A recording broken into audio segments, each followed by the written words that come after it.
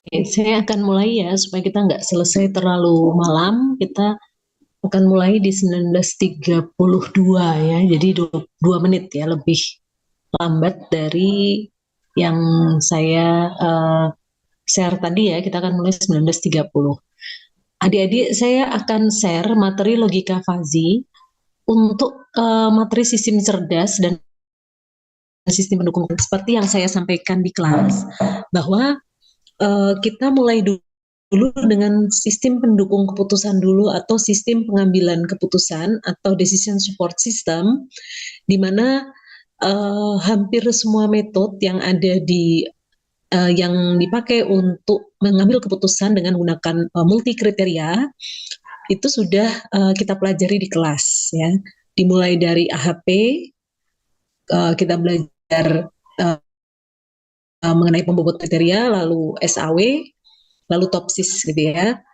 Kalau untuk pendukung-pendukung putusan, adik-adik itu apapun metodenya, sebenarnya sejatinya itu sama gitu ya, walaupun kalian combine antara AHP Fazi atau mungkin SAW Fazi atau AHP saja, itu apapun prinsipnya sebenarnya sama karena saya mau menekankan di logik, bukan hanya di bagaimana kalian mengerjakan pengambilan keputusan itu dengan metode-metode tertentu supaya tidak ada apa ya istilahnya menghafal bahwa AHP lebih baik daripada SAW misalnya gitu ya, walaupun beberapa jurnal memang comparing itu ada, tapi saya pinginnya kalian menguasai semua dulu secara logik.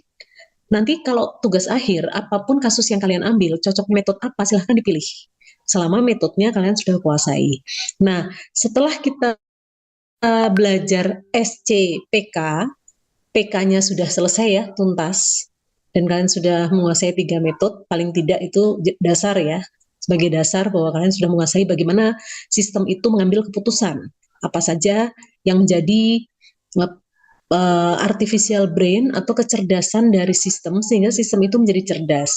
Di antaranya adalah kita sebagai programmer yang tidak melepas sepenuhnya sistem itu, karena sistem tidak akan menjadi cerdas tanpa bantuan manusia. Di sini salah satu sistem cerdas itu harusnya saya menerangkan juga mengenai machine learning. Tetapi karena uh, machine learning kemudian itu ada kelasnya tersendiri yang diampu oleh Pak Nufrido dan Bu Finska, kemudian dosen-dosen ML yang lain, sehingga saya tidak memasukkan machine learning ke dalam materi sistem cerdas gitu ya, sengaja saya pisah. Jadi kalau ada yang mengatakan kok sistem cerdas pendukung putusan kok nggak belajar mesin learning ya, karena mesin learning kita tarik keluar ya, kita tarik keluar di kurikulum saya topik tersendiri untuk machine learning. Uh, Begitu juga data mining dan sebagainya. Nah, sekarang saya akan masuk ke topik sistem cerdasnya sendiri. Dan kenapa saya mengambil logika fuzzy? Satu, karena logika fuzzy banyak digunakan pada tugas akhir.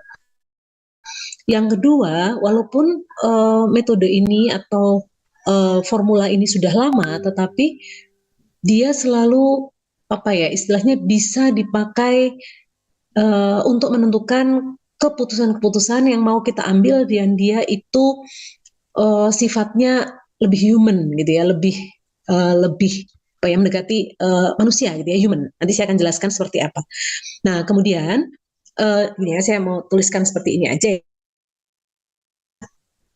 ya, bahwa SCPK materi kita ini ya saya besarkan supaya nanti adik-adik juga bisa melihat pembagiannya ya. PK-nya sudah kita bahas ya. Berarti tidak kita, selesai sudah tuntas ya antara yang tadi saya sebutkan metode-metode itu. Nah, sekarang saya kebalik, saya masuk SC-nya. PK-nya selesai, SC-nya gitu ya. Nah, adik-adik selanjutnya ini beberapa link nanti boleh dicek, nanti saya kasih kalian lihat gimana AI itu bekerja. Nah, contohnya seperti ini adik-adik ya. Di suatu gudang, manajer produksi mengatakan, kalian kerja di gudang ya, yang manajer yang baju biru kalian itu yang baju kuning misalnya, ditanya, ada berapa persediaan barang saat ini, gitu ya. Kalau uh, kita sebagai orang yang anggaplah mesin, gitu yang ditanya mesin, mungkin akan menghitung box ini ya, 332 box misalnya gitu. Tapi kalau kita bekerja sebagai human ya, artinya orang kita atau manusia gitu ya, kita akan mengatakan masih banyak gitu ya, tinggal sedikit. Nah, sepertinya. Jadi kita bicara bukan soal angka yang strict, tetapi bicara mengenai sebuah apa ya, kita belum masuk fasi soalnya ya, sebuah standar gitu ya, bahwa kita tuh lagi mengatakan ini tuh barangnya masih banyak, barangnya masih sedikit gitu ya. Sama seperti ketika kalian ditanya oleh orang tua Anda, gimana IP-nya sekarang gitu ya, kalian mengatakan baik gitu. Jadi mana gitu ya, baiknya gimana. Nah, sama seperti ketika pelayan restoran gitu ya, ketika Anda mau memberi tips gitu ya kepada pelayan yang memberikan makanan atau minuman melayani kalian di sebuah restoran. Kalian punya standar nih, saya akan memberi tips kalau pelayan itu memberi makanan dengan sopan. Sangat sopan, tidak sopan. Itu seperti apa? Ya. Atau misalnya kalian masuk ruang dosen, kalian tanya, Pak Desi ada, gitu kan? Pak Heru ada, Dek yang sopan dong, misalnya kayak gitu. Nah, kata-kata itu sering kalian dengar baik di lingkungan sehari-hari ya, di dalam kampus gitu ya, di restoran, makanan itu enak, tidak enak, ruangan ini panas, ruangan ini dingin, mobil itu melaju dengan cepat, mobil itu lambat, itu semua fazi atau sebuah apa ya, kekaburan. Nah, ketika seorang penumpang taksi berkata, Pak, lebih cepat ya, gitu. Supir taksinya nggak tahu seberapa lebih cepat itu. Nah, hal-hal ini kita akan pelajari dalam fazi. Lalu ada pertanyaan, mengapa kita itu mungkin fazi tidak akan memberikan uh, accurate reasoning gitu ya, tetapi dia bisa memberikan acceptable reasoning. Jadi bukan akurasinya, tetapi penerimaannya, acceptable reasoning, alasan yang bisa diterima, bukan akuratnya. Kalau kalian bicara akurasi, mungkin bukan fuzzy tempatnya, gitu ya. Kemudian fuzzy logic itu membantu kita deal terhadap uncertainty in engineering. Uncertainty itu sesuatu yang tidak pasti, ketidakpastian. Sering kita dengar istilah uncertainty factor, gitu ya, sesuatu yang nggak pasti. Karena cepatnya kendaraan menurut saya itu belum tentu cepat itu sama kayak kan ya. Lalu ketika saya mengatakan ruangan ini dingin, standar saya tidak sama dengan Anda loh ya, gitu. Jadi kita nggak pernah punya kepastian. Jadi eh, kita mau bicara mengenai kekaburan ya. Sekarang saya akan masuk ke logika fuzzy dulu. Nanti di akhir saya akan berikan contoh project real ya, karena kalian harus bikin project menggunakan MATLAB. Maka saya akan berikan contoh real dengan MATLAB ya. Oke, kita mulai dulu pengantar logika fuzzy. Sebelumnya saya mau tanya, sudah sampai mana praktikum sistem cerdas di lab untuk MATLAB? Saya mau coba sudah sampai mana di lab untuk MATLAB-nya? Untuk Fazi udah sih Bu. Untuk Fazi udah ya? Ya. Berarti udah paham sebetulnya ya seperti apa Fazi itu sudah paham ya? Iya, di praktikum cukup diimplementasikan juga. Oke, Gitu. ya. Nah, berarti aman ya. Berarti nanti kita setelah pertemuan ini kalian harus bikin project yang disubmit di Google Drive.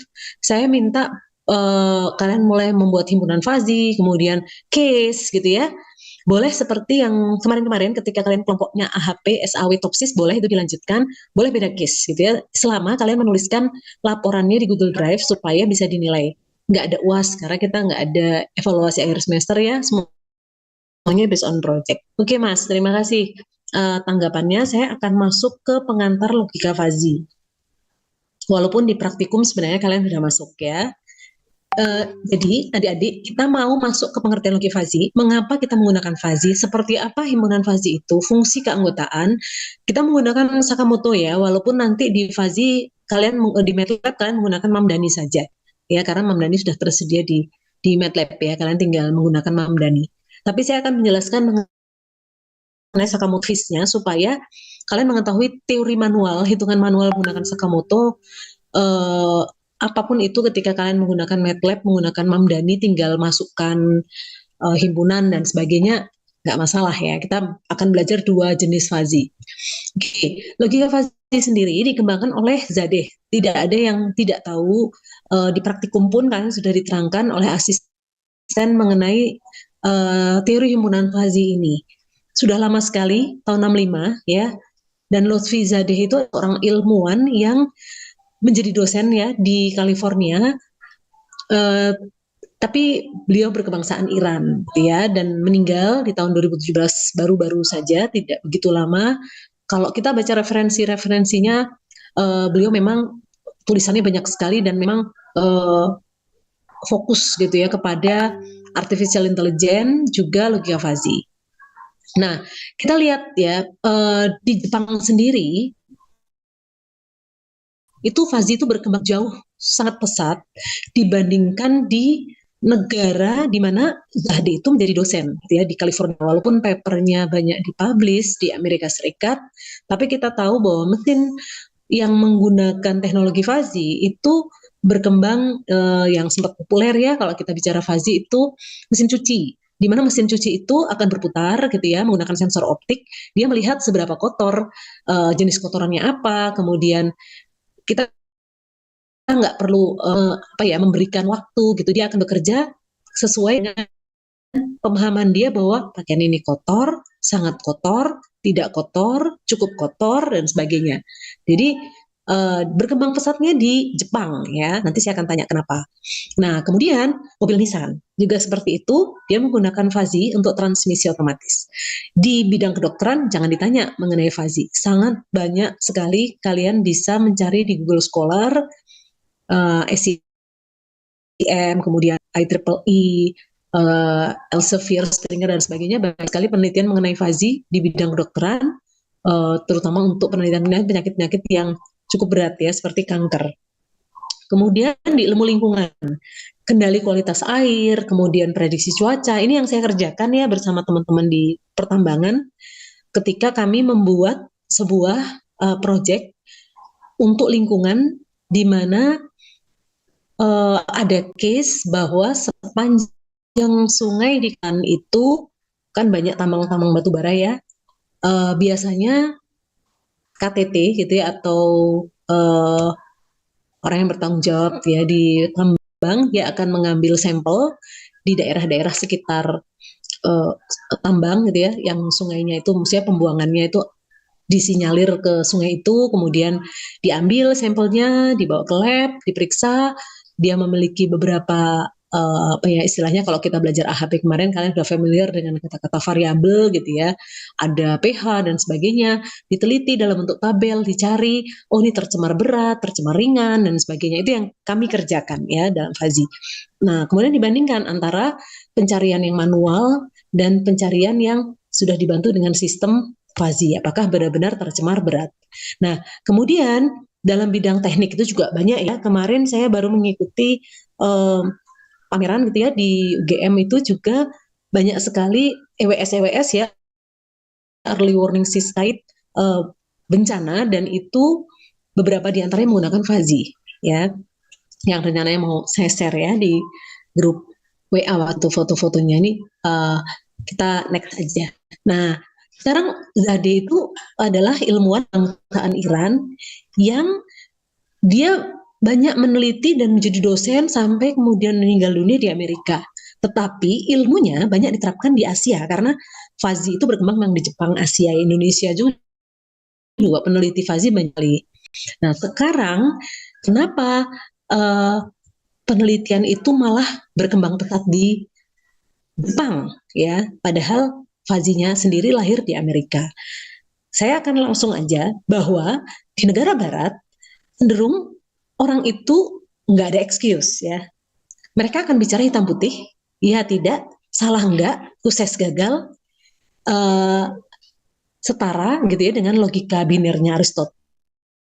tells, kita udah pernah belajar logika waktu itu bareng saya juga ya, kita bicara true false ya, 10 10 10 benar salah, false true dan sebagainya. Cenderung orang-orang di barat sana, di Amerika, mereka tidak menggunakan standar abu-abu ya. Contoh misal Anda masuk kelas harusnya jam 7, datangnya 7 lebih 5, itu telat nggak? Telat, karena 7 lebih 5.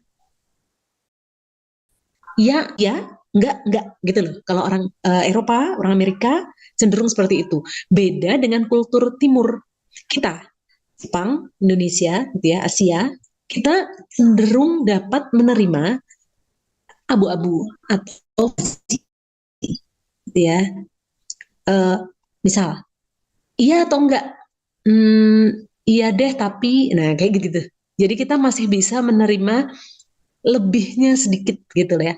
Kalau 170 cm itu tinggi, 169,99 itu nggak pendek gitu loh. Kita masih bisa mengatakan, iya deh walaupun batasnya 170, tapi kalau sudah 106,99 bolehlah gitu. Jadi budaya tawar-menawar itu ada di sini gitu ya. Nah, logika fuzzy umumnya diterapkan pada masalah-masalah yang tadi saya sebutkan di depan, sesuatu yang disebut sebagai uncertainty ya, atau imprecise ya. Tingginya 170 baru bisa masuk tim basket. Tapi saya 106,99, bukan saya ya. Maksudnya ketika kita mengatakan orang yang akan bermain basket tingginya 169,9. Jadi ketidaktepatan tapi bisa kita terima gitu ya. Nah, logika fuzzy itu menjembatani bahasa mesin yang presisi banget dengan bahasa manusia yang penuh dengan makna, dengan sesuatu yang significance. Kalau mesin-mesin banget, nggak nyambung dengan manusia yang bahasanya itu penuh dengan makna atau meaning. Jadi kalau kita bicara fuzzy itu sebenarnya kita mau memversuskan atau mengcomparing atau apalah istilahnya tepatnya antara presisi sama significance. Nah, ibarat gini, ini presisi itu ya mesin presisi ya, mesin itu presisi banget. Presisi itu istilahnya presisi tepat gitu loh. Sedangkan manusia itu significance, pakai makna. Kalau Anda berdiri di sebuah gedung yang lagi dibangun, tiba-tiba jatuh tuh besi besar gitu ya, berat. Kalau Anda kejatuhan itu mesti nggak berbentuk lah ya. Nah, kalau mesin dia memandangnya itu presisi. 1.500 kilo massa jatuh menjatuhin kepala dengan kecepatan 45 detik per second, maka kayak gitu. Tapi kalau kita sebagai manusia, awas, awas gitu.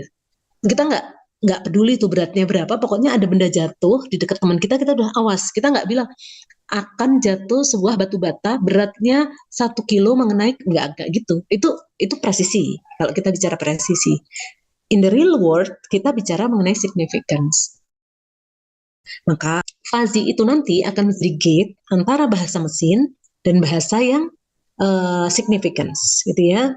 Semoga bisa dipahami, walaupun nanti di lab kalian sudah masuk fuzzy, tetapi saya yakin di lab itu lebih praktikal. Asisten-asisten mungkin tidak akan menjelaskan konsep mendalam seperti di kelas, ya, karena memang nggak ada waktu untuk situ.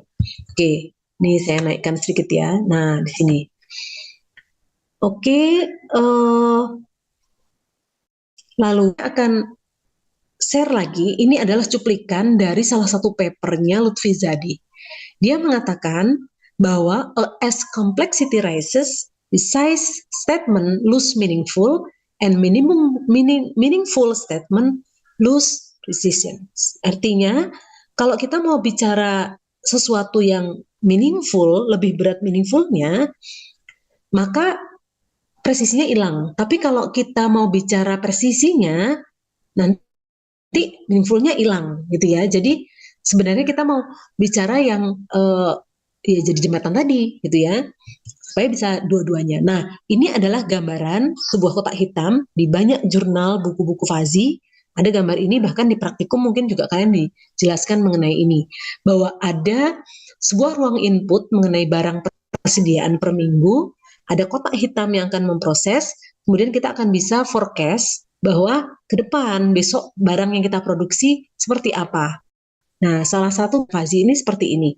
Pesanan sedikit, barang di gudang masih banyak, mesin hanya mampu bekerja pelan, maka nah kayak gitu-gitu ya. Nanti contoh realnya di belakang saya akan contohkan mengenai produksi makanan kaleng ya. Nah, ini salah satu yang akan saya sebutkan di sini mengapa menggunakan Fuzzy. Satu, fleksibel, itu aja flexibility-nya ya. Contoh seperti ini yang tadi saya katakan. Kalau saya memasang standar polisi itu 170 cm. Ada anak 166,599. Diterima nggak? Ya. Kalau saya memutuskan bahwa yang oke lah, kalau di UPN kita pakai standar cum laude-nya presisi ya. Kalau ada mahasiswa 3,5 dengan masa studi 4 tahun adalah cum laude. Kalau mengurus yudisiumnya agak lama, dia 3,5 IPK-nya, tetapi mengurus yudisiumnya 4 tahun 1 hari, apakah dia cum laude? Kalau saya menggunakan hitungan mesin ya, presisi, nggak cum laude walaupun lebih sehari. Tetapi kalau saya menggunakan Fuzzy, maka saya akan mengatakan bahwa 4 tahun 1 hari masih bisa cum laude karena bukan sidangnya yang terlambat, tapi mengurusnya mungkin terkena libur, atau mungkin menunggu tanda tangan dan sebagainya. Nah, seperti itu. Perlukah kita bicara mengenai meaning significance, ataukah kita tetap mempertahankan presisi? Nah, itu terserah decision maker tentunya ya. Decision maker akan menggunakan apa dalam pengambilan keputusannya. Oke, kalau kurang dari 20 km per jam itu kendaraan berjalan pelan. Tapi kalau 20 km itu pelan atau enggak? Kurang dari 20 loh, berarti 19,99 itu hitungannya pelan. Tapi kalau 20, apakah agak pelan?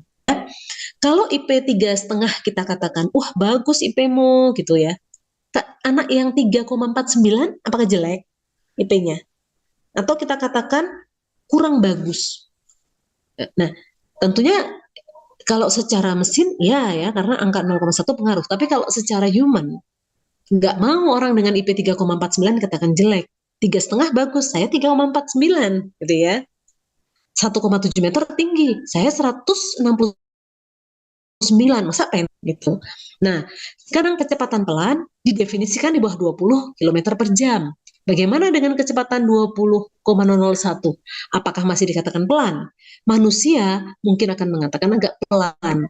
Di kasus-kasus lain mereka akan mengatakan kurang lebih pelan, sedikit pelan, agak pelan, kayak gitu. Jadi banyak sekali terminologi yang digunakan orang di luar sana ketika mau mengatakan pelan, gitu ya. Termasuk agak enak, sedikit enak, ya, macam-macam orang boleh mengatakan itu. Nah, sekarang saya akan bicara himpunan Fuzzy. Di dalam himpunan Fuzzy atau logika Fuzzy, tadi kita bicara himpunan Fuzzy. Kalau kita bicara himpunan klasik, dulu pernah ngambil logika ya. Kalau kita bicara himpunan klasik, ada himpunan, terus kita bicara A, union B, A, irisan B. Itu kan sering ya, kalau waktu itu belajar logika ya. Jadi nggak usah diulang lagi. Ya, kalau kita belajar logika masih ingat kan, kalau saya bicara ada himpunan 0, 4, 7, 8, 11. Berarti 7 adalah elemennya A, tetapi 5 bukan anggota himpunan dari A, gitu kan masih ingat ya. Atau ada himpunan A 0, 4, 7, 8, 11, himpunan B 0, 4, 7, 9, 10. Berarti irisannya 0, 4, 7 gitu kan? Masih ingat ya? Nah, kalau kita bicara himpunan secara umum bisa dibuka buku-buku logika lagi di awal. Nah, nanti di dalam Fuzzy adik-adik, ya apalagi yang sudah di praktikum dan sudah belajar Fuzzy di sana ya, walaupun Mamdani, nanti di kelas saya menggunakan ini Sakamoto ya. Sekali lagi kita akan berbeda rumus ya antara di lab dengan di ruang ini. Di sini saya akan menggunakan Sakamoto, di lab kalian menggunakan Mamdani.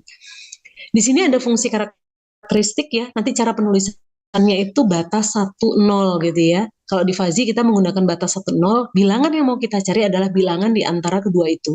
Bilangan di antara 1 dan bilangan di antara 1 dan 0. Nilai di tengah itu. Nah, oke.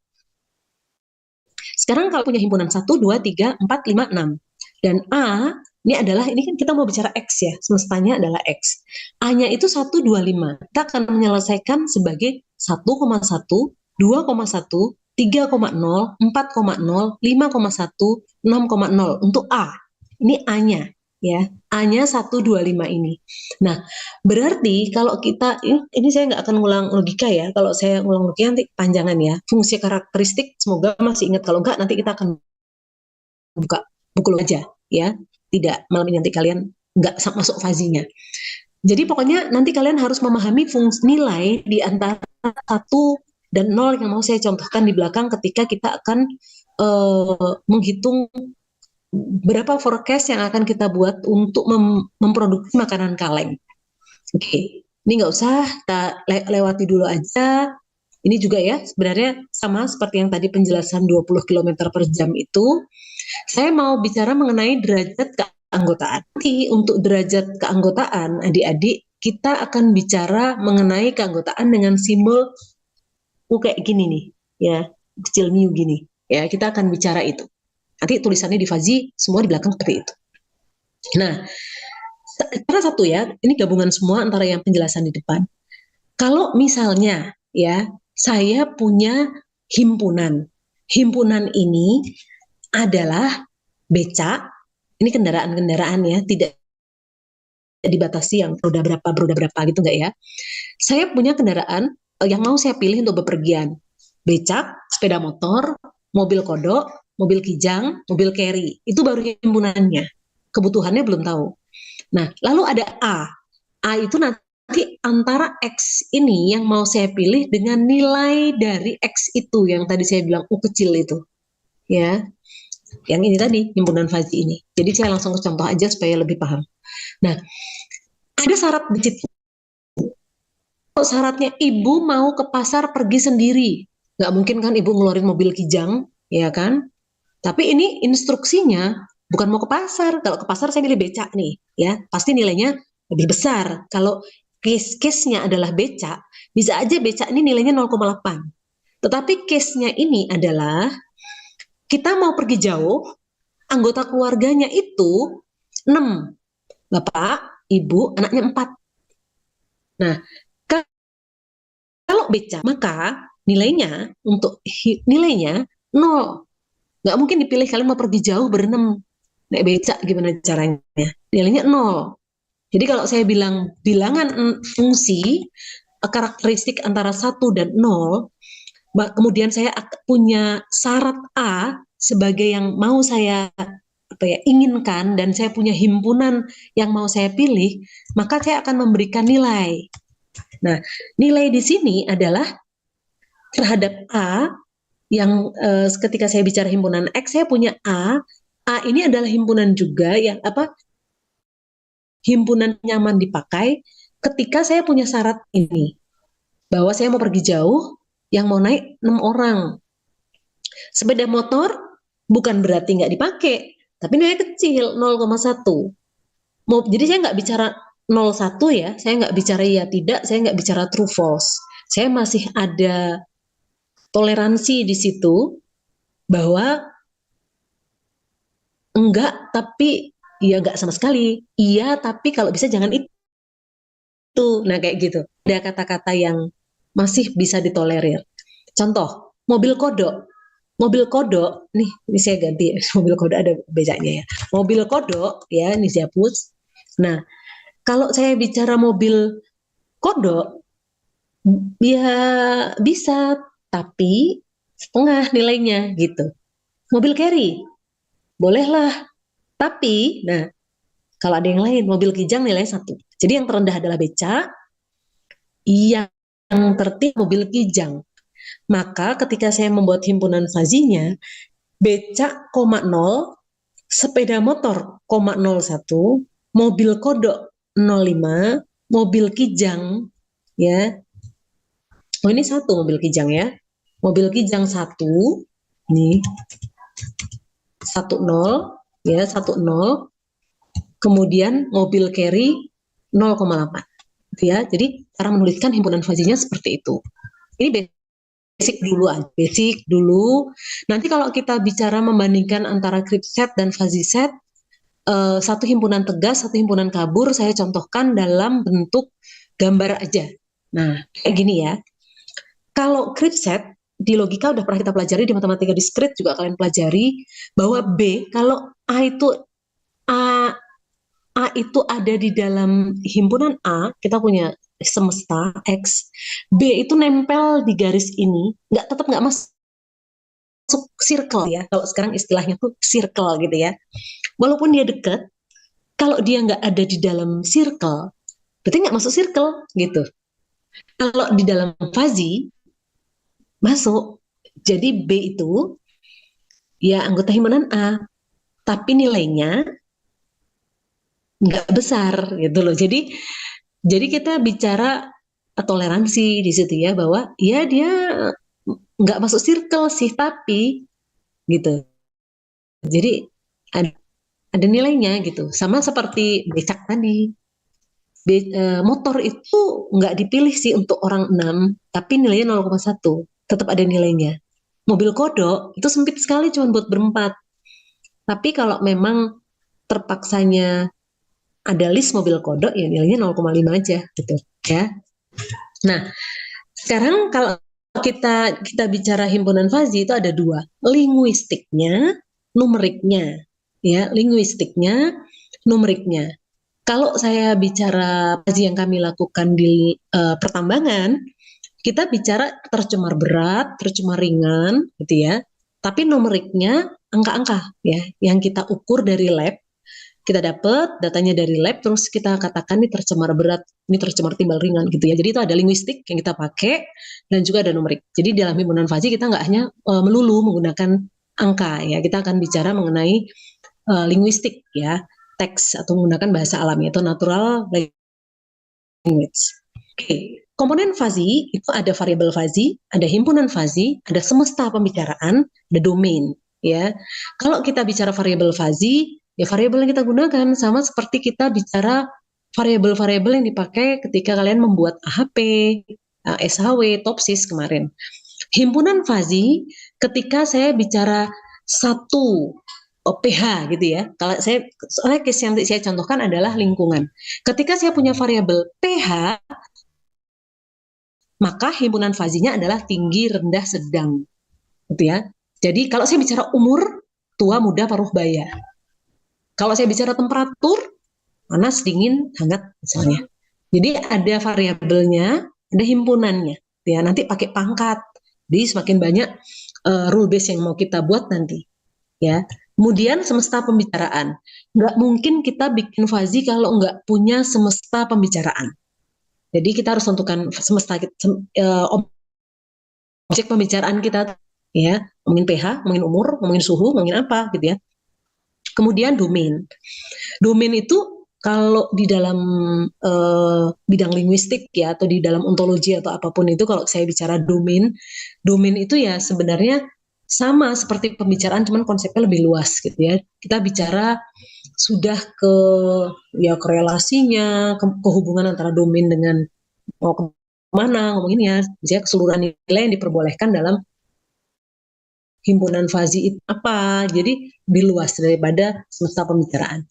Nah, sekarang saya mau bicara umur ya, adik-adik ini sebentar, saya lihat pesertanya sudah berapa, 30 ya, saya stop share dulu, saya mau melihat ininya dulu, apa namanya, reaksinya dulu, kira-kira agak cepat seperti ini, apakah bisa dipahami? Kalau bisa, saya minta reaksi jempol. Oke, Mas Akbar, makasih. Rizky, Mas Bayu, semuanya ya, makasih ya. Diva, agak cepat nggak apa-apa ya, supaya nggak terlalu malam ya, nggak apa-apa ya. Oke, saya share lagi. Sekarang saya akan masuk ke himpunan Krips Fuzzy. Kalau saya bicara yang tadi saya katakan, variabelnya apa sih kalau ngomongin muda, setengah baya, tua itu variabelnya apa? Harga, Enggak. Tinggi? Enggak. Saya ngomongin himpunannya tuh muda, tua, itu himpunannya itu. Berarti saya lagi ngomongin variabel apa? Umur. Saya lagi ngomongin umur. Karena saya ngomongin umur, ini yang tadi ya, karena saya lagi ngomongin umur, maka himpunannya ya mau nggak mau muda, setengah baya, tua, gitu ya. Boleh nggak Bu 5 himpunannya? Boleh, tapi nanti rule base-nya mumet kalian, jadi 3 aja. Ya, biasanya saya membuat eh, apa namanya, himpunan tinggi rendah sedang, ya standarnya kayak gitu ya, tinggi rendah sedang semua gitu. Biasanya kalau kita bicara cuaca, polusi, pencemaran, saya menggunakan range atas bawah tengah gitu ya, supaya lebih mudah mengerjakannya. Oke, sekarang kalau saya bicara umur ya, setengah baya. Kenapa kita bicara fazi? Kembali lagi, kalau saya mengatakan muda itu kalau kurang dari 35 tahun, tua itu kalau lebih dari 55 tahun. Gimana dengan orang-orang yang umurnya 35? Dia nggak mau dibilang muda. Tapi juga nggak, dia mau sih kalau dibilang muda ya, umur 35. Tapi dia nggak mau dibilang tua ya. Atau yang umurnya 54, belum tua ya. Orang menganggap udah tua 54, tapi dia nggak mau, dia mengatakan saya belum 55 gitu. Nah, jadi kita akan bicara kripsnya setengah baya. Kalau saya bicara krips, yang tadi gambar yang di depan, yang circle-circle saya jelasin tadi, ya. Kalau saya bicara 35 tahun, setengah baya. Satu, karena saya bicara true false nih. Kalau orang yang beranggotakan 34 tahun, nggak masuk setengah baya 34 tahun itu. Nol. 55 tahun, setengah baya. 55 tahun. Batasnya loh. Masuk. Tapi lebih besar dari 55, tua. Gitu ya. Umurnya tua. Ini kalau kita pakai Krebs. Tapi kalau kita pakai Fuzzy, beda gambaran, tidak pakai himpunan tegas seperti ini. Dibatasi 35, 55, muda, tua, nggak ada yang di tengah 34 nggak masuk di setengah baya. 34 muda, keanggotaannya nol. Tapi kalau kita menggunakan Fuzzy, 35 tahun setengah baya dengan nilai keanggotaan 0,5, 45 tahun setengah baya juga, nilai keanggotaan 1, karena dia pas di atas kurva ini, nilai keanggotaannya 1, karena kita 1, nilai umurnya 55 itu setengah baya dengan nilai keanggotaan 0,5, lalu umur 25 tidak termasuk setengah baya, keanggotaannya 0 di bawah sini, karena keanggotaannya pas 0 ya. Oke, sekarang kalau kita bicara grafik Fazi lagi, ini kan di lab sudah dapat ya, jadi kita hanya flashback aja karena penjelasan ini kalian sudah dapat di modul praktikum sebetulnya.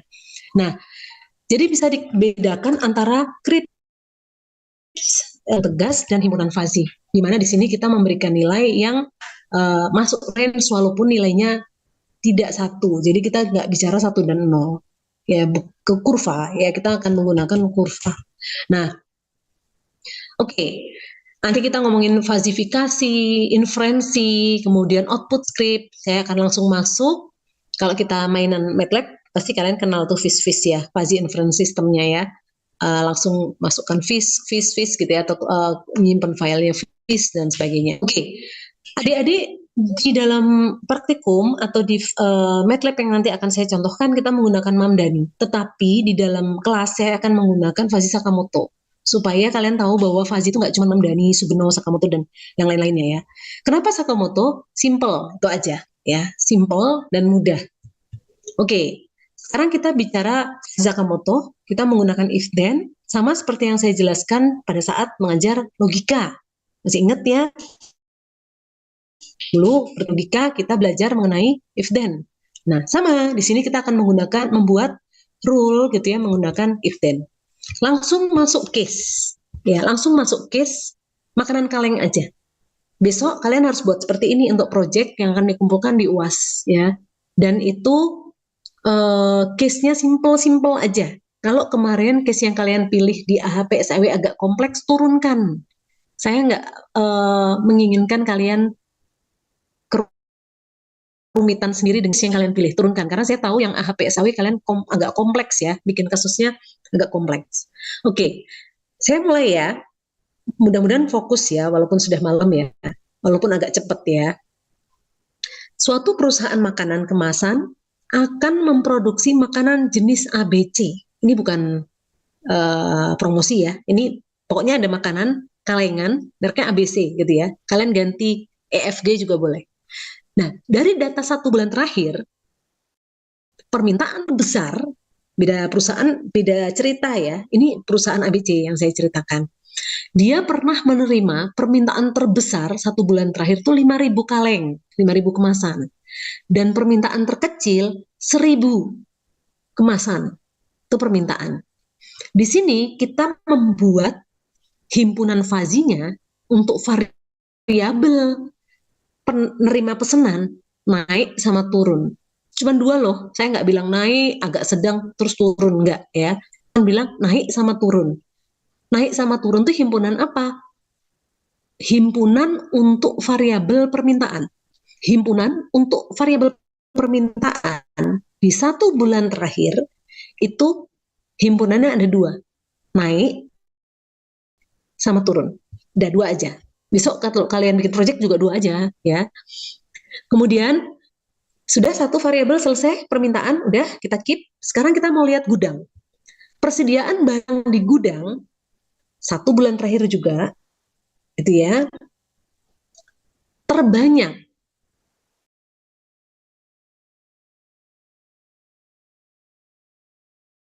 600 kemasan per hari. Terbanyak tuh gudang kita 600 kemasan. Dan terkecil di gudang itu pernah minim gitu, tapi nggak pernah zero stock ya. Minim di gudang kita tuh 100 kemasan per hari. Kalau saya ngomongin variabel persediaan di gudang, ada 2 himpunan, banyak sama sedikit. Jadi kalau saya ngomongin permintaan, pernah naik, pernah turun. Kalau saya ngomongin persediaan di gudang, pernah banyak, pernah sedikit. Saya nggak ngomongin angka ya, saya nggak ngomongin presisi, saya mau ngomongin himpunan fazi. Jadi saya nggak mau bilang bahwa, oh dulu kita pernah 5.000, dulu kita pernah 1.000 gitu. Enggak, saya mau bikin bahwa permintaan pernah naik, permintaan pernah turun, persediaan di gudang pernah banyak, pernah sedikit. Sekarang dengan segala keterbatasan yang ada, karena perusahaan ABC ini juga nggak besar-besar amat, terus juga nggak punya orang banyak-banyak amat gitu ya, dia itu mesinnya kan nggak mungkin disuruh kerja mati-matian ya. Produksi barangnya maksimum itu hanya mampu kerja 7.000 kemasan per hari. Kalau kalian bikin 7.001 atau 7.002 mungkin meledak sistemnya, mesinnya. Jadi udah maksimal itu dia bisa kerja 7.000 kaleng aja lah sehari. Untuk efisiensi SDM nanti kalian harus bayar lembur kalau orang disuruh kerja ini ya. Dan paling sedikit 2.000 kemasan per hari. Jadi ada variabel lagi di sini, variabel produksi. Variabel produksinya itu berkurang sama bertambah. Udah 3, jadi kita punya 3 variabel. Variabel permintaan yang naik turun, variabel persediaan di gudang yang banyak sedikit, sama variabel mesin atau variabel produksi yang produksinya itu bertambah atau berkurang. Nah, dari semua ini kita mau bikin aturan fazi. If then-nya ini penting banget. Karena if then ini yang menentukan. If permintaan turun and persediaan banyak, then mau ngapain? Bu, tapi kan kombinasi ini bisa banyak banget hasilnya. Iya, bisa banyak sekali kombinasinya. If turun and banyak, then. If turun and sedikit, then. Misalnya gitu. Sekarang ya, secara logika, ini kita harus masukkan ilmu logika di semester 1 ke dalam mata kuliah sistem cerdas ya, karena rangkaiannya masih sama. Kalau permintaan turun, kalian coba posisikan sebagai pemilik pabrik makanan kaleng ABC. Kalau persediaannya permintaannya turun nih, sepi gitu ya, yang minta makanan kaleng itu sepi. Terus kalian lirik-lirik di gudang banyak. Memangnya mau produksi banyak atau sedikit? Secara logika jangan diproduksi lah. Permintaan lagi, persediaan di gudang banyak, ya produksi kurangi aja gitu. Kan kita hanya punya if then-nya itu kurang dan Mau ditambah apa dikurangi nih produksinya? Kurangi aja.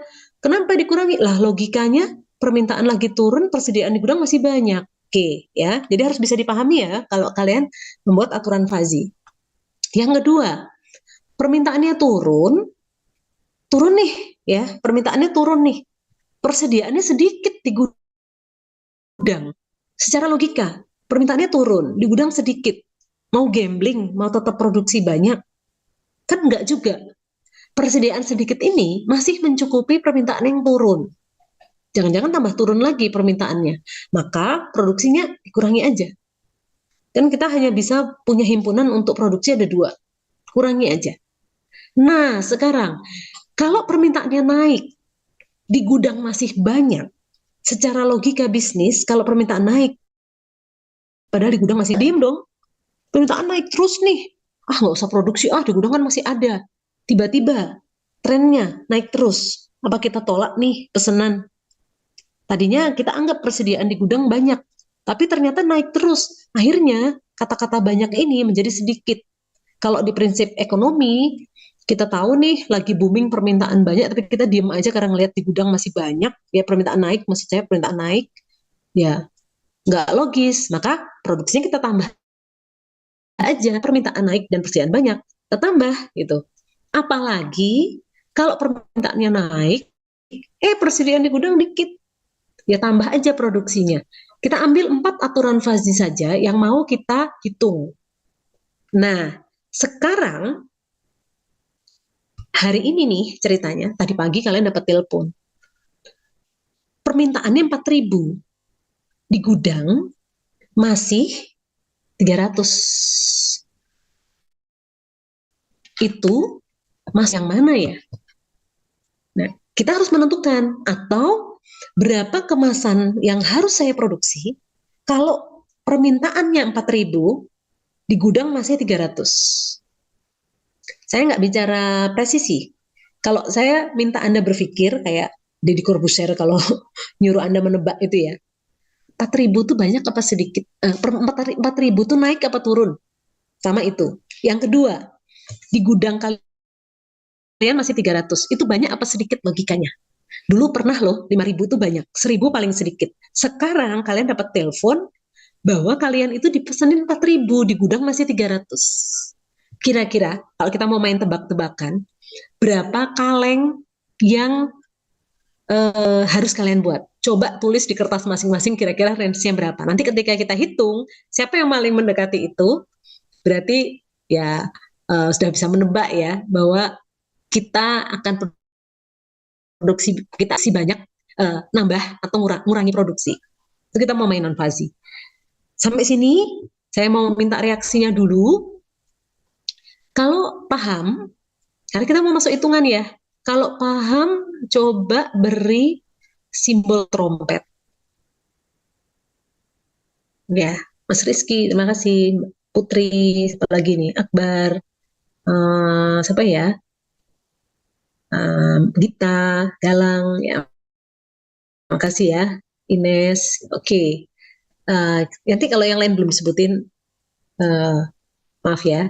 Saya baca sedikit aja ya yang saya baca. Nah, sekarang adik-adik, setelah kita itu punya fenomena bahwa selama ini itu kita pernah sukses lah dengan pesanan 5.000 dan pernah dapat permintaan kecil 1.000. Terus kita pernah nyimpen di gudang 600, pernah juga gudang kita tuh kosong tinggal 100 kemasan. Juga mesin kita tuh berproduksi maksimum 7.000 kemasan, pernah juga produksinya tuh cuma 2.000 kemasan. Nah, kemudian kita udah bikin rule base yang make sense, rule base aturan fazinya udah buat, tiba-tiba dapat telepon yang kuning paling bawah itu. Sekarang, tolong dong bikinin 4.000 kemasan, tapi kita sendiri galau. Ini mau naikin produksi atau ngurangin? Karena di gudang masih 300. 300 itu banyak apa sedikit saya nggak tahu. 4.000 jelas sebenarnya dibilang naik turun juga nggak tahu karena dulu pernah 5.000. Kalau 4.000 itu ya turun sebetulnya. Tapi kalau dibandingin 1.000 tuh naik ya. Nah, sekarang kita mau bicara rule base yang banyak ditanyakan oleh mahasiswa, kenapa tidak memilih yang hijau ini. Kenapa? Kan ini bisa dikatakan produksi barang bertambah yang tadi saya jelasin, ya, yang sudah saya jelasin. Kenapa turun persediaan banyak kok nggak ditambah, turun persediaan sedikit kok nggak ditambah? Logikanya tetap turun. Selama permintaan itu turun, saya nggak berani produksi banyak. Jadi maka yang kita pilih adalah yang ketika turun itu selalu logikanya kita kurangi aja produksinya.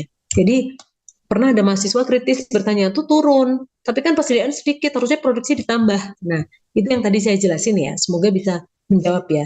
Karena ini turun, walaupun persediaan sedikit, kalau ini cenderung turun terus, nggak berani kita nambah.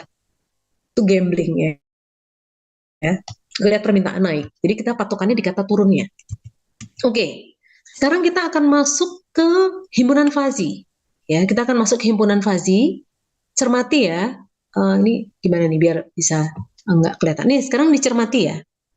Kita ngomongin permintaan dulu adik-adik. Kita ngomongin permintaan. Masih inget ya?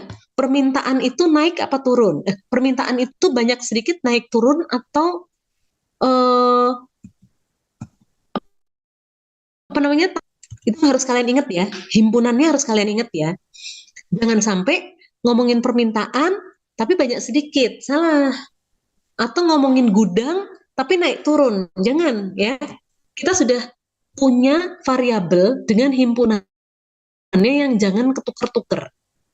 Kalau saya ngomongin permintaan, naik turun. Kalau saya ngomongin gudang, banyak sedikit. Kalau saya ngomongin mesin, kurang tambah gitu ya. Jadi kayak melatih ingatan, ya, memori ya. Permintaan itu jelas naik turun. Nanti kalau saya ngomongin gudang, banyak sedikit. Kalau saya ngomongin mesin, produksi kurang tambah gitu ya. Jadi harus dihafal, ingat-ingat ya. Nah, sekarang permintaan turun. Yang tadi saya katakan fungsi fazi bahwa kita mulai dari 1 sama 0. Karena ini turun, 1 di atas, 0 di bawah.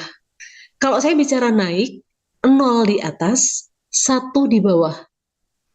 Jadi nulisnya jangan 1 0 semua ya. Nanti nggak bisa ini, apa namanya, kita mau bicara gambar ini loh. Turun itu yang orange, maka dia 1 ke 0 kan turun, 1 ke 0. Naik itu 0 ke 1 karena kan dari bawah ke atas gitu loh. Jadi jangan 1 0 semua ya kalau bikin fungsi fazi gitu ya. Terus kita mau bicara permintaan, dia punya histori. Dulu tuh terbanyak 5.000, tersedikit 1.000. Jadi kalian nulisnya gini, turun 5.000 kurang X. Kan kita mau mencari tahu sekarang itu 4.000 itu naik apa turun pesanannya. Kan kita mau menebak nih loh, pesanan 4.000 ini masuk di pesanan naik apa turun. Jadi kita ilustrasikan dulu si 5.000 sama 1.000 ini dalam bentuk grafik fazi. Apa tuh permintaan? Naik turun himpunannya. Ya, turun berarti dari 1 menuju 0, 0 ke 1, naik nih yang biru. Oke, 5.000 itu pesanan kita tertinggi sepanjang rekor kita jadi pebisnis makanan kemasan ABC. 5.000 kurang X dibagi 5.000 kurang 1.000. 1.000 ini dari mana? Yang terendah kan? Ya, kan kita mau bicara nilainya, ya, nilai. Oke. Ini kalau ini 1.000 ini loh, 1.000 terendah, 5.000 tertinggi. Jadi kita pakai 2 angka itu aja. 1.000 kurang X, 5.000 kurang 1.000. Batasnya ini. Batas terendahnya kita pernah dapat 1.000, batas tertingginya 5.000. Sama dengan. Ya. Yang permintaan naiknya, X kurang 1.000. Kalau ini 5.000 X, berarti yang tertinggi kurangin X. Yang naiknya, X kurang 1.000 yang terendah. Bentar ya. Bentarnya habis.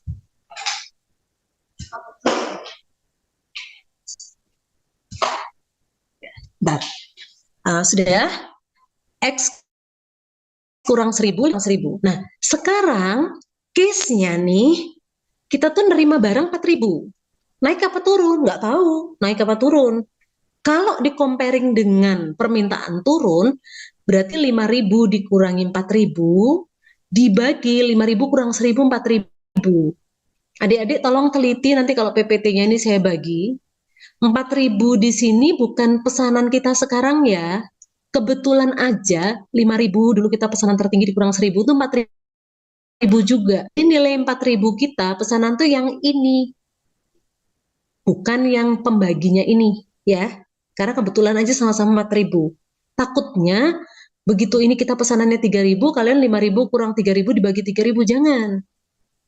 Di sini, ini pesanan kita, X-nya ini, yang 5.000 kurang 1.000 itu adalah pesanan tertinggi dikurangi pesanan terendah, jadi 4.000. Nilainya 0,25. Ya. Permintaan naik 4.000, yang 4.000 ini kan soal ya, itu soal. Nih kalau kita dapat 4.000 kemasan, ini soal. Berarti pesanan naiknya, dulu kita pernah terendah 1.000, berarti 4.000 dikurangi 1.000 dibagi 5.000 kurang 1.000, 0,75. Nah ya, sampai sini paham ya, permintaan naik turun, dengan turun simbolnya garisnya oranye, terjun bebas ke bawah berarti 1 ke 0, naik itu 0 ke 1, karena memanjat, dia naik gitu ya, manjat dari 0 ke 1. Rumus 1.000 kurang X, 5.000 kurang 1.000, ini angka-angka yang ada tercatat dalam histori soal. Biar gampang ya. Dah, ini permintaan. Selanjutnya kita mau ngomongin apa? Gudang. Nah, persediaan. Kalau gudang, jangan bicara naik turun. Gudang itu sedikit banyak. Kenapa? Karena di sini kita sudah ngomongin banyak sedikit. Sudah saya beri warna tebel lagi ya, bold, supaya nggak keliru. Nah, kalau kita ngomongin gudang, berarti sedikit. Lagi-lagi, sedikit itu dari 1 turun ke 0 dong. Nih, jadi sedikit turun gitu. Kalau banyak itu, ya dari 0 ke 1. Biru naik dari 1, 0 ke 1. Jangan ada yang tanya lagi, Bu, ini kok 01 kok nggak 05? Kita ngomongin fazi ya. Hanya bilangan di antara 01. Kita nggak bicara boolean 01, tapi kita bicara bilangan di antara 0 dan 1. Makanya di sini 01. Nah, sekarang sama persis seperti PAN. Rumusnya sama, 5.000 kurang X, 5.000 kurang 1.000, X kurang 1.000, 5.000 kurang 1.000.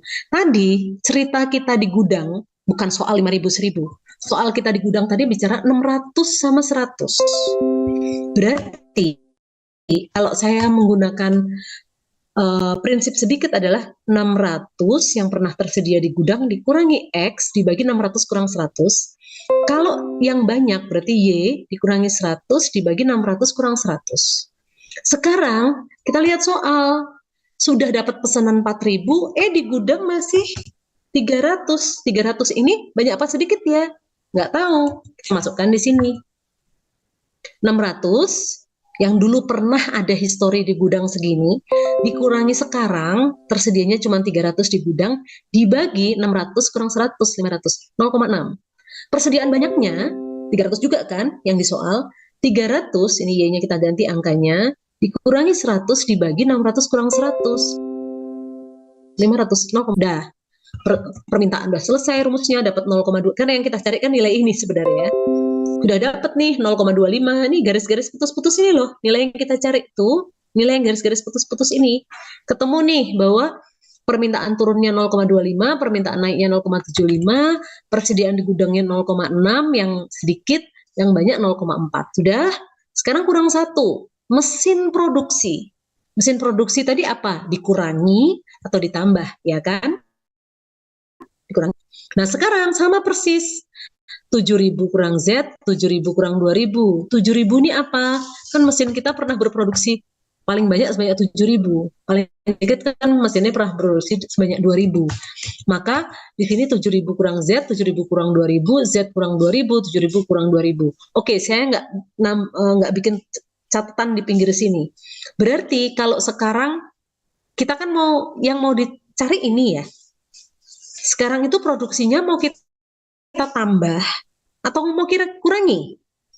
Melihat dari catatan pesanannya sebanyak 4.000, di gudang masih 300. Berarti produksinya gimana? Question mark nih. Tanda tanya kita justru di sini. Maka disinilah kita harus menggunakan logika fazi untuk forecast berapa kemasan yang mau kita buat supaya nggak mubazir.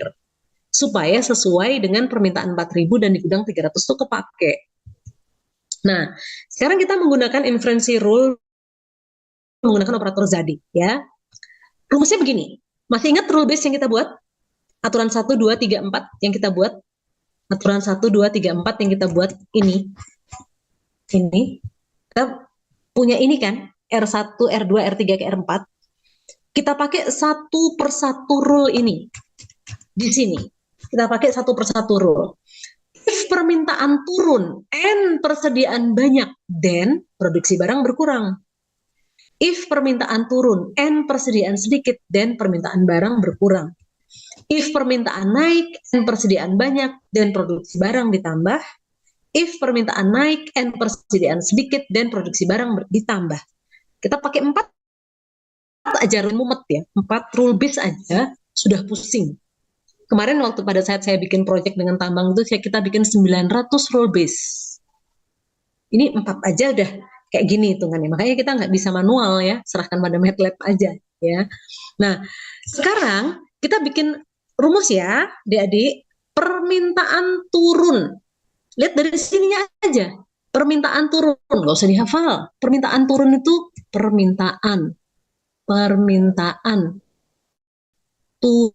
Berarti pakai yang mana? Yang ini atas permintaan turun atau yang permintaan naik? Yang mana?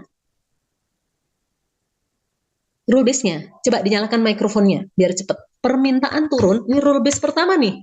If permintaan turun and persediaan banyak, then produksi barang berkurang. Permintaan turun loh kata-katanya. Maka kita ke sini.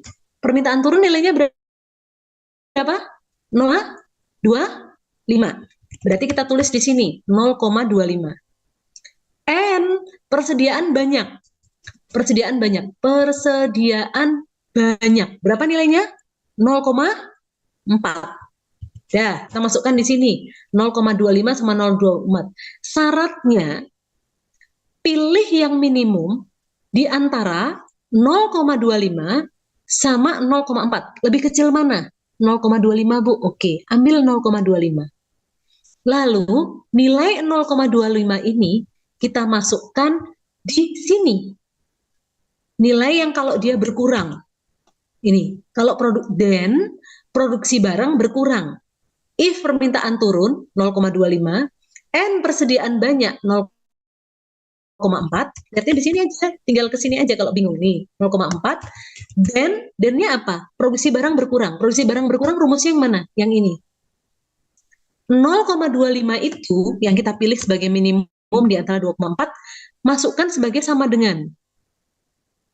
Berarti 7.000 kurang Z dibagi 7.000 kurang 2.000 atau 5.000 sama dengan 0,25. Z-nya ketemu, 5.750. Aturan kedua, if permintaan turun, persediaannya sedikit, dan produksi barang berkurang. If permintaan turun, kita ke sini. Permintaan turun mana nih? Yang ini, 0,25. Oke, ambil. Terus, and persediaan sedikit. Mana persediaan sedikit? Persediaan sedikit, 0,6. Oke, 0,6. Berarti 0,25 sama 0,6. Mana lebih kecil? 0,25. Ambil 0,25. Then barang berkurang, lihat rumus barang berkurang. 7.000 kurang 2.000 sama dengan ambil yang minimum tadi 0,25. Berarti nilainya 7.000 kurang Z dibagi 5.000 sama dengan 0,25, ketemu Z-nya adalah 5.750. Selesai aturan 2. Aturan 3. If permintaan naik and persediaan lagi banyak-banyaknya, then produksi barang bertambah. Permintaan naik, nilainya berapa? Permintaan naik 0,75. And persediaan banyak 0,4. Then aturan 3 nih, barang bertambah. Lihat dulu, 0,75 sama 0,4 mana minimum? 0,4 Bu. Oke. Tapi rumusnya tidak pakai yang 7.000 kurang 2.000 lagi, karena di sini then produksi barang bukan berkurang, tapi bertambah. Bertambah itu rumusnya yang mana? Yang ini bertambah. Berarti Z dibagi 7.000 kurang 2.000 sama dengan 0,4. Berarti Z-nya ketemu 4.000. Aturan keempat, if permintaan naik dan persediaan sedikit, maka produksi barang ditambah. Permintaan naik 0,75, permintaan naik. Tuh, ingat ya. Terus, berikutnya, rule keempat, sedikit. Persediaan sedikit tuh mana nih? Persediaan lagi sedikit, 0,6. Nah, 0,6 sama 0,75 sama 0,6 lebih kecil 0,6 kita pilih. Lihat den-nya, den produksi barang bertambah. Bertambah itu rule base-nya Z kurang 2.000 dibagi 7.000 kurang 2.000 sama dengan 0,6. Maka 0,6 masukkan di sini sama dengan ketemu Z-nya 5.000. Di aturan 15750, aturan 25750, aturan 34000, 45000 kita masukkan di dalam aturan output Krips Sakamoto. Caranya 0,25 kan yang kecil tadi 0,25 kan? Ini loh, kalau bingung nih, yang minimum kan 0,25 sama 0,4 kan kecil 0,25.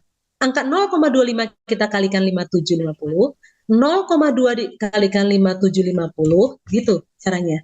Dikalikan, ditambah 0,25 kali 570, kemudian 0,4 dikalikan 4.000, ditambah 0,6 dikalikan 5.000. Dibagi dengan nilai minimumnya 0,25 tambah 0,25 tambah 0,4 tambah 0,6. Ketemunya 7475 dibagi 1,5. Maka kalau ada pesanan sebanyak 4.000 kaleng dan di gudang masih 300, kalian produksi aja dengan jumlah 4.983 kemasan. Itu sudah yang terbaik. Pakai Fazi. Persoalannya kita nggak perlu gambling. Dapat pesanan 4.000 di gudang masih 300, produksi berapa ya? 6.000, 6.000. Jangan 6.000, 7.000, 7.000. Ada lagi yang mengatakan jangan 7.500 lah. Lupa dia kalau mesinnya hanya mampu memproduksi 7.000. Ternyata kalau kita pakai Fazi dan kita punya rule itu, ternyata kita pakai angka pasti aja bahwa kita tuh Krips ya, kita sudah ngomongin himpunan tegas terakhirnya, ya kita membuat 4.983 bahkan 5.000 kaleng pun tidak. Berarti kalau dulu pernah terbanyak kita dapat pesanan 4.000 belum bisa nembus rekor bahwa sekarang kita produksi 4.983 aja. Satu, nggak mungkin mubazir di gudang berlebihan karena kapasitas gudang kita juga terbatas, nggak besar amat. Gudang kita hanya mampu menampung 600 kan tadi katanya. 600 ya? 600. Nih, terbanyak pernah nampung segitu. Belum pernah ada story tuh di gudang kita mampu nampung 1.000. Nanti kita dapat terus kita dapat kemasan segini, kita produksi banyak. Nah, mulai hasil memproduksi sekian. Nah, sekarang faktanya ya, saya mau minta kalian bikin case seperti ini ya. Suatu perusahaan makanan kaleng, ini kalau di kelas saya suruh kalian kerjakan di depan nih. Suatu perusahaan makanan kaleng, lagi case-nya sama-sama makanan kaleng, sama dengan permintaan tertinggi, sama ngomongin gudang, angkanya saya ubah. Kenapa? Supaya kalian bisa latihan menghitung, tidak langsung tidak langsung ekstrim ganti kasus, nggak usah. Kalau nanti kasus kalian bingung. Kasusnya sama-sama makanan kaleng aja, tapi angkanya saya ubah. Itu biasanya mahasiswa akan latihan pelan-pelan. Dia nggak langsung sebentar ya, ini tadi ketutup ya. Dia nggak langsung berubah kasus, tetapi juga bisa nggak ngapalin yang tadi saya kasih angkanya. Jadi saya kasih case yang lain, ya. Saya tentukan berapa produksinya. Kalau permintaannya 60.000 kaleng loh, di gudang kalian masih 8.000, angkanya saya naikin. Itu mahasiswa bisa jawab di kelas karena sudah tahu logiknya. Karena kita bicara logik aja. Kalau bicara logik itu semua bisa cepat ya nangkepnya dibanding menghafal karena dunia informatika itu, khususnya informatika ya baik informatika maupun informasi, sama kita di ranah yang bukan hafalan tetapi logik ya. Kalau logiknya udah dapet, Pak Aja itu sebenarnya bisa karena memahami bahasa pemrograman itu cuma butuh 2, kemampuan logika yang baik, kemampuan matematika yang baik, cuman itu ya. Jadi kalau tanya gimana ya caranya belajar bahasa pemrograman, nggak ada rumusnya ya, nggak bisa mempelajari bahasa pemrograman gitu. Terus dikasih tahu resepnya ya, pokoknya logiknya aja jalan dulu, dan kemudian matematiknya jalan, problem solving ya, critical thinking dulu menghadapi masalah, kemudian problem solving itu pasti akan jalan. Nah, ini tadi yang saya kasusnya naikkan itu ketemu fixnya bahwa kita harus memproduksi 58703 kaleng, dia dengan case yang sama-sama makanan kemasan tapi angka saya ubah. Nah, ini saya minta kalian nanti bikin tugas ya. Boleh bebas deh case-nya. Bu, saya tuh bingung Fazi, saya mau bikinnya makanan kaleng juga boleh ya. Gak apa-apa, kalian mau bikin makanan kaleng lagi juga boleh ya. Nanti jangan habis sih namanya. Kalian mau bikin makanan kaleng lagi boleh ya. Kan toh case-nya, tapi gimana kalian memahami Fazi. Oke, ini adalah project. Satu, saya mau share ke kalian sebentar sebelum kalian tertidur gitu ya. Ini adalah ini udah saya stop share belum ya? Udah saya stop share ya? Udah saya stop share ya. Cuman kok munculnya ini. Muncul nggak gambar air asam tambang? Muncul nggak? Muncul. Nah, ini adalah proyek yang kita buat bersama teman-teman dari Tambang UPN ya. Di mana coba ya, di mana saya berpikir secara sederhana saja dengan teman-teman, gimana kalau di lapangan itu mereka punya variabel inputnya cukup banyak. Kalau tadi di toko makanan kaleng itu cuman pesanannya sekian, di gudang sekian, jadi cuma 2 variabel. Kalau kemarin permintaan di tambang itu 8 variabel. Ketika mereka mau mengatakan sungai itu tercemar, mereka mengukurnya pH, TSS ya, of Fe, COD, mangan, DO, BOD dan sulfida. Dan di sini mereka pakai kategori asam, sedang, basah, itu ya himpunannya ya. Ada yang tinggi, rendah, sedang, tinggi, rendah, sedang, tinggi, rendah, sedang, tinggi, rendah, sedang. Pokoknya mayoritas himpunannya itu tinggi, rendah, sedang. Ya, Fe tinggi, rendah, sedang, mangan tinggi, rendah, sedang, BOD tinggi, rendah, sedang, gitu ya. Hanya pH yang mereka bikinnya itu asam, basa, gitu ya, normal, kayak gitu-gitulah. Pokoknya cuma 2. Nah, ini muncul nggak yang ada hasilnya itu adik-adik? Muncul nggak di layar yang ada hasilnya? Muncul, Bu. Betul ya. Nah, ini jadi kita cuma geser-geser ya. Jadi ceritanya itu uh, orang KTT gitu ya, orang-orang yang ditambang itu sudah ngambil sampel pakai botol gitu ya di sungai. Terus mereka bawa ke lab, sudah keluar kertasnya, angka-angka bentuknya banyak grafik apa, angka-angka kecil-kecil gitu saya lihatnya tuh. Nah biasanya mereka analisis, tapi kita mau bikinin kalkulator. Prinsip gampangnya itu kita mau bikinin kalkulator gitu ya. Jadi kalian kalau lihat angka-angka itu orang-orang ditambang, langsung aja masukkan di sini angkanya bisa gitu, diketikkan di sini bisa angkanya diketikkan. Digeser-geser juga bisa. Nah, nanti kalau kita proses keluar tercemar ringan gitu. Kalau pH-nya agak tinggi, mungkin bisa ya kalau kecuali rule base-nya belum jalan ya. Oh, masih tercemar ringan juga kalau pH-nya 3,6. Nah, kayak gitu ya. Jadi kita bikin kalkulator sederhana aja. Kalau mau lihat rule base-nya juga boleh. Bentar, saya bukain fazinya, saya bukain MATLAB-nya ya. Muncul nggak di sini adik-adik MATLAB-nya? Muncul ya? Muncul? Muncul fazinya muncul nggak? Impor fazinya yang saya share, yang ada rule base-nya. Muncul nggak ya? Nggak. Yang ada rule base-nya, ada black box-nya itu muncul nggak? Kalau nggak saya share ulang. Yang ada black box-nya. Ini muncul nggak?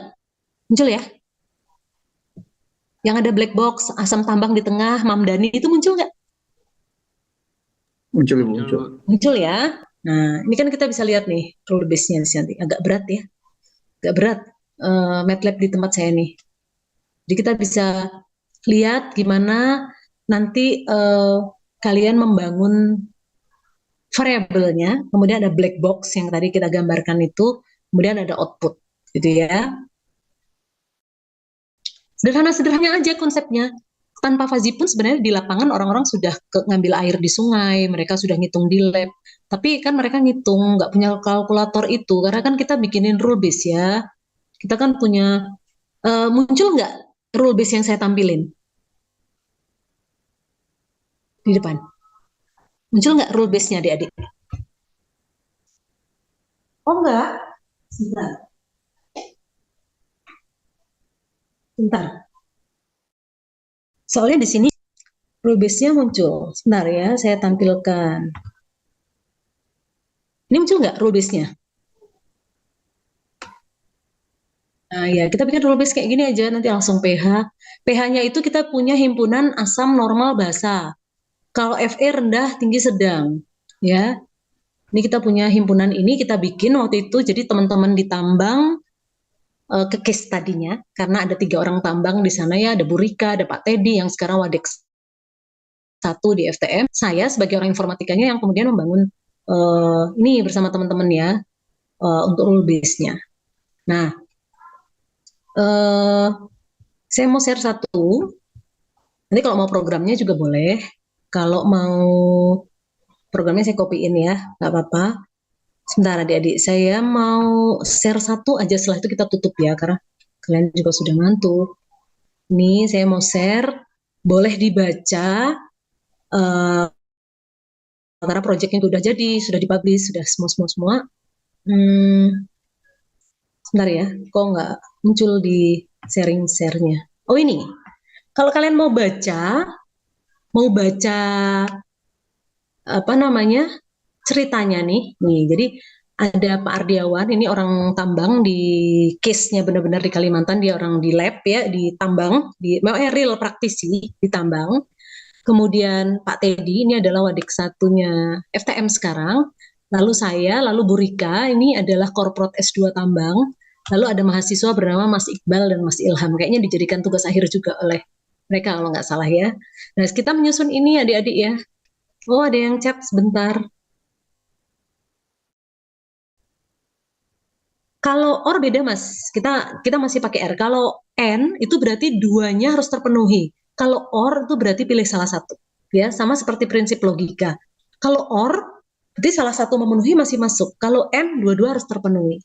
N itu no excuse ya, dua-duanya harus terpenuhi. Makasih pertanyaannya bagus ya. Ini saya stop share dulu, nih soalnya belum muncul. Nah, adik-adik ini tadi saya men-share ini ya, paper ya, sebentar ya.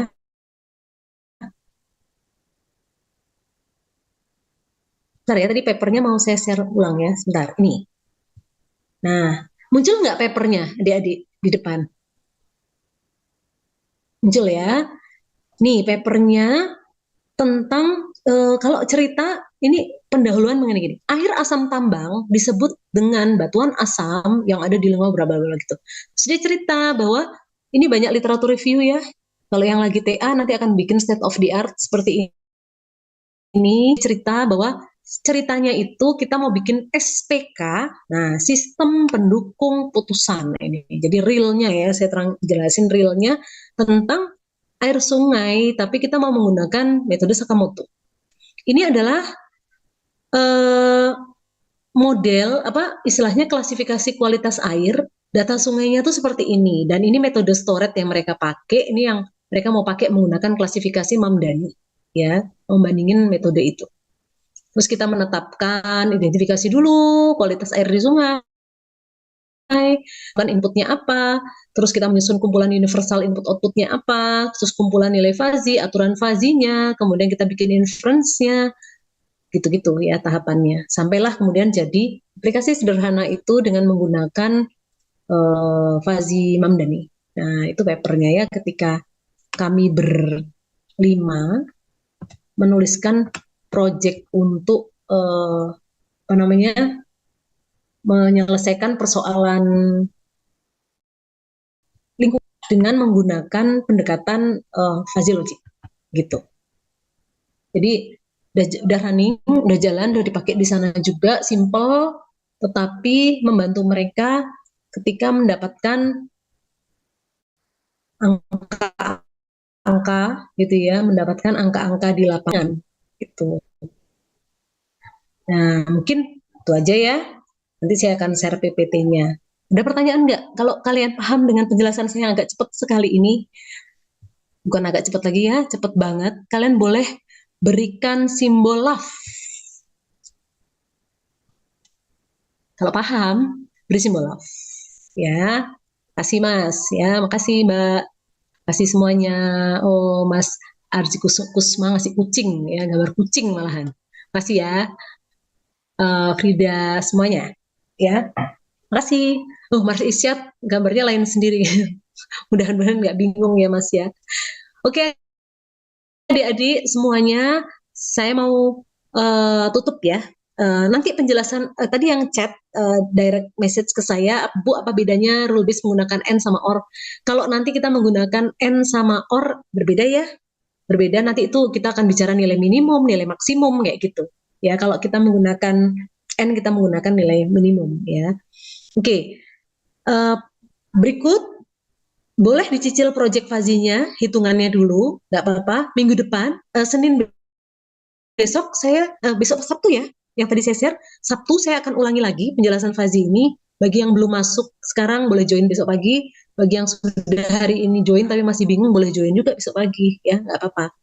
Nanti yang mau merecord siapa di sini salah satu mahasiswa misalnya ikut besok Sabtu terus Bu izin record, saya izinkan ya. Boleh merecord bebas. Gitu ya. Terima kasih sekali adik-adik. Mohon maaf saya jelaskan via Zoom. Pertama itu waktu libur juga padat sekali ya. Kayaknya lebih banyak liburnya bulan Mei ini daripada masuknya. Yang kedua, saya merasa lebih dekat dengan kalian menjelaskannya, lebih fazil, lebih paham ketika di Zoom, karena saya harus buka MATLAB, harus buka ini, itu, dibanding saya menggunakan PPT di kelas gitu, yang kadang-kadang kelasnya itu mungkin ada yang bagus layarnya di atas, ada yang tinggi banget gitu.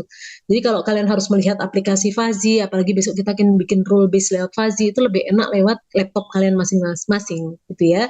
Tapi mungkin ada yang keberatan maunya offline, mudah-mudahan minggu depan kita bisa offline ya. Oke, terima kasih sekali untuk perhatiannya hari ini adik-adik. Semoga kita semua selalu diberikan kemudahan dalam belajar.